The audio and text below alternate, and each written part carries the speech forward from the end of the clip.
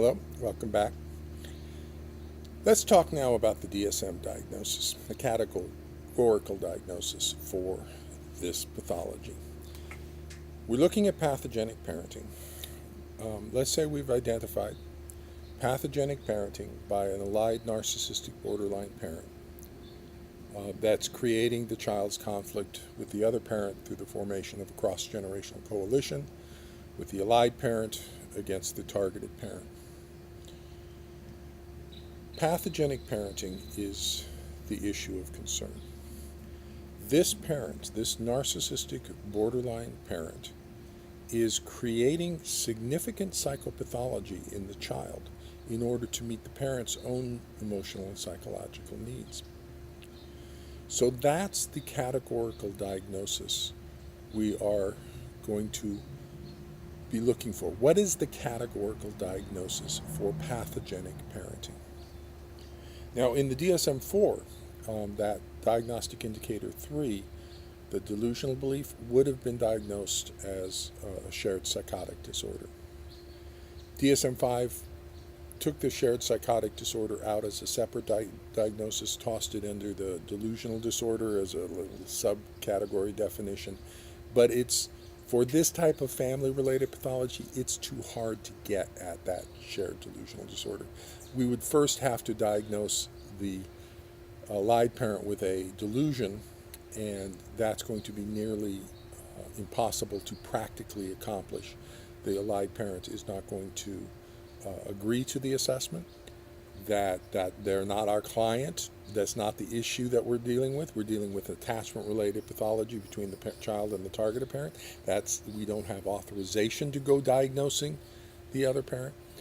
In addition, they are going to hide behind the child. They're going to hide that shared delusion behind the child. I'm just listening to the child. This is what the child's telling me. And so we would have to wind up diagnosing the child with a delusional disorder. That's not, the child doesn't have a delusional, well, they do, they have a capsulate, but it's really the parent who has the delusion. And if you look at the DSM-4 TR diagnosis for shared psychotic disorder, it matches this pathology extraordinarily well. You look at their descriptions about how it emerges in families, and the children are the secondary cases, parent primary case. That is the pathology. Unfortunately, DSM-5 kind of made it hard for us as clinical psychologists, family therapists, to get at that diagnosis for this pathology. That diagnosis, though, is still available in the ICD-10. And so between you and me, clinical psychologists, if you're billing insurance, that's an ICD-10 diagnosis that you're using for your insurance billing. The ICD-10 diagnosis is F24, shared psychotic disorder. In the DSM diagnostic system, though, this type of pathology doesn't fit well. So the appropriate diagnostic category would likely be the adjustment disorder, mixed disturbance of behavior and emotions. They're having the difficulty adjusting to the divorce because of the pathology of one of their parents. Then there'll be several V codes. There's going to be parent-child relationship distress, parent-child affected by parental relationship distress. But the most important of the V code diagnostic modifiers is V995.51, child psychological abuse. That's the appropriate diagnosis for the pathogenic parenting. And let me run this through, how we reach that child abuse diagnosis. Pathogenic parenting practices that are so aberrant and deviant that they are producing psychopathology in the child. Pathogenic parenting that is producing significant attachment-related pathology, developmental pathology, pathology in a primary motivational system of the child, pathology in the love and bonding system of the brain. That parent, the allied parent, the pathogenic parent, is producing psychopathology in the child's attachment bonding system that is resulting in the termination of the child's relationship with a normal range and affectionately available parent who could otherwise serve as a buffer, a psychological buffer to the pathology of the narcissistic borderline. But instead, that parent, that normal range parent, is being removed from the child's life and leaving the child totally exposed to the pathology of the narcissistic borderline parent without any sort of compensatory buffering at all from the. That's symptom one, diagnostic indicator one, the creation of significant and highly problematic developmental pathology in the child. Pathogenic parenting that is producing 5 specific narcissistic personality traits in the child. Grandiosity, absence of empathy. Absence of empathy is extraordinarily concerning. Splitting, entitlement, haughty and arrogant attitude, grandiosity of judging the parent.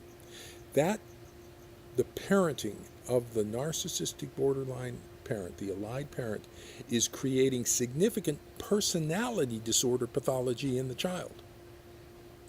So we have character pathology in the child, personality pathology being expressed by the child due to the pathogenic parenting of that parent.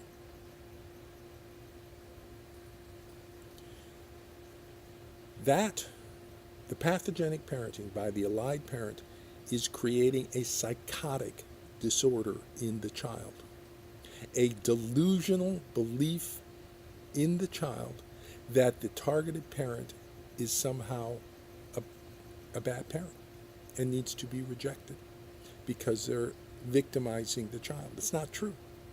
But that psychotic, that delusional belief that the targeted parent is abusive or victimizing the child is causing the child to lose a bond, lose a extremely important parent-child bond of a love and affection that is forming the attachment networks about love and affection and bonding throughout the lifespan. That child is losing that parent because of a delusional belief system being created by the allied narcissistic borderline parent.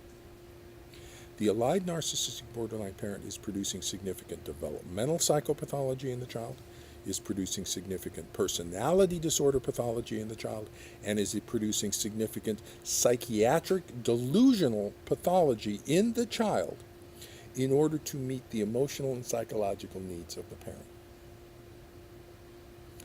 That, my world, clinical psychologist, that level of pathology, that level of pathogenic parenting warrants the DSM-5 diagnosis of V995.51 child psychological abuse. Confirmed. Why is it confirmed? Because I'm seeing the symptoms in the child. There's no other way those set of symptoms get in the child except through the pathogenic parenting of an allied narcissistic borderline parent. That anybody, any mental health professional out there want to take a look at those 3 symptoms of pathogenic parenting: attachment system suppression, personality disorder traits, and a delusional belief system in the child's supposed victimization. Any mental health professional want to take a look at those 3 symptoms and come up with any possible causal explanation other than ABPA, other than what I describe in Foundations. Good luck to you. There's only one way we see those 3 symptoms, and that's through the pathology I described in Foundations, a cross-generational coalition with a narcissistic borderline parent. If you see those 3 symptoms, it's a lock.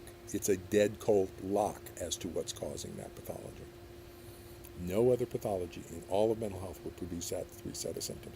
And if you're seeing those 3 sets of symptoms, significant developmental pathology, significant personality pathology, significant psychiatric delusional pathology in the child being created by a narcissistic borderline parent in alliance with the child, that's a DSM-5 diagnosis of child psychological abuse. One little, you and me, clinical psychologist, family therapist, little diagnostic issue that I just want to clarify here. I keep referring to the narcissistic borderline parent. How do I know they're narcissistic borderline? How? Because I've got narcissistic symptoms in the child symptom display. There it is. They must be a narcissistic parent. Otherwise, I don't get those symptoms in that child symptom display. Plus, I work it all out on foundations as to how that happens. It's not really, if you go, it's not really the narcissistic borderline. We can kind of ultimately put that aside. We're going to go into the attachment system and attachment trauma in explaining the origins of this pathology. But I keep referring to the narcissistic borderline parent. Do we need to diagnose, as clinical psychologists, family therapists, do we need to diagnose the pathology of the allied parent as narcissistic borderline? No. No, we don't. Why not? Because that's not our job. We're not asked to do that. We are asked to diagnose the attachment-related pathology surrounding divorce, the attachment-related pathology between the child and the targeted rejected parent. That's the presenting problem. That's what we're being tasked to diagnose. What we're coming up with is pathogenic parenting by the allied parent. Pathogenic parenting. We are then diagnosing, what's the DSM diagnosis for the pathogenic parenting?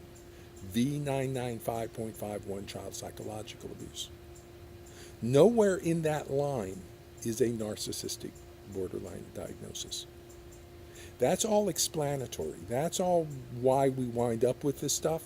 That's why we wind up with the child symptoms over in the aggressive hostile domain, and we get the narcissistic symptoms. That's all explanatory stuff.